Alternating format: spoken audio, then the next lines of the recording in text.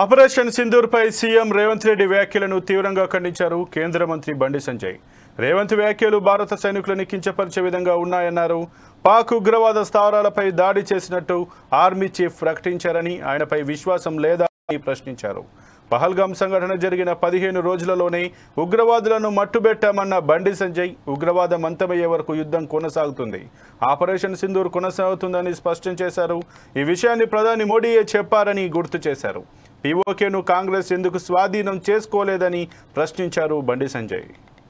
రేవంత్ రెడ్డి గారి యొక్క వ్యాఖ్యలు దేశద్రోహ వ్యాఖ్యలు. ఇది పాకిస్తాన్ ఉగ్రవాదులను పెంచి పోషించే విధంగా ఉంది.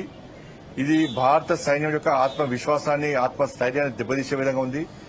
ఆడ పోయి యుద్ధం చేసింది నరేంద్ర మోడీ గారు రైఫిల్ వేయలే, భారత సైనికులు చేశారు. భారత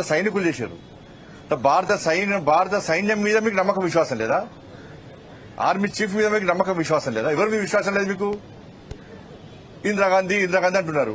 అరే 2016లో ఉరిలో నరేంద్ర మోడీ ప్రభుత్వం వచ్చినాక 2016లో వాళ్ళు ఒక్కసారి దాడి చేస్తే చోరబడి పత్తి దాడి చేసిన ప్రభుత్వం నరేంద్ర మోడీ ప్రభుత్వం. 2019లో 40 మంది భారత సైన్యాన్ని ఆత్మహత్య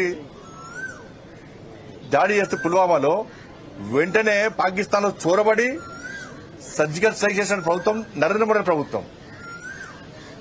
ఇవాళ అమెరికా లాంటి దేశము ట్విన్ టవర్స్ మీద Osama bin Laden twin towers బద్దలు చేస్తే ధ్వంసం చేస్తే 3,000 మంది 6,000 మంది గాయాలపాలయ్యారు.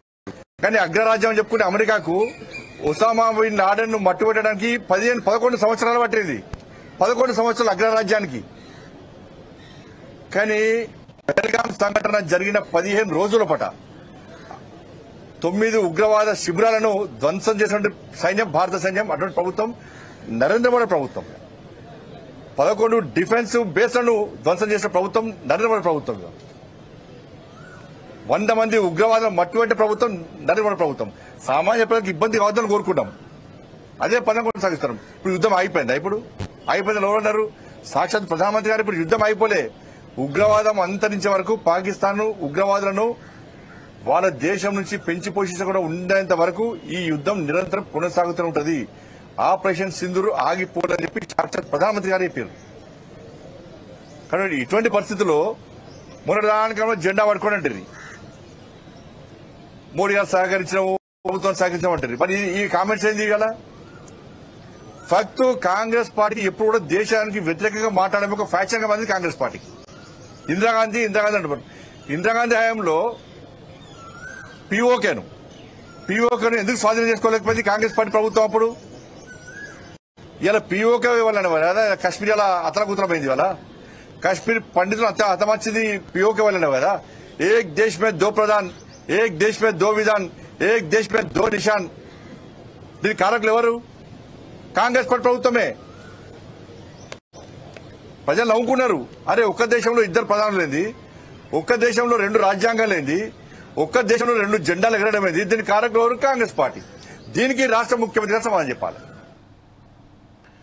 ఏపీలో రెడ్ బుక్ రాజ్యాంగం నడుస్తోందని, అన్ని వ్యవస్థలను కూటమి ప్రభుత్వం భ్రష్టు పట్టిస్తోందని విమర్శించారు వైసీపీ నేత సజ్జల రామకృష్ణారెడ్డి. తమ పార్టీ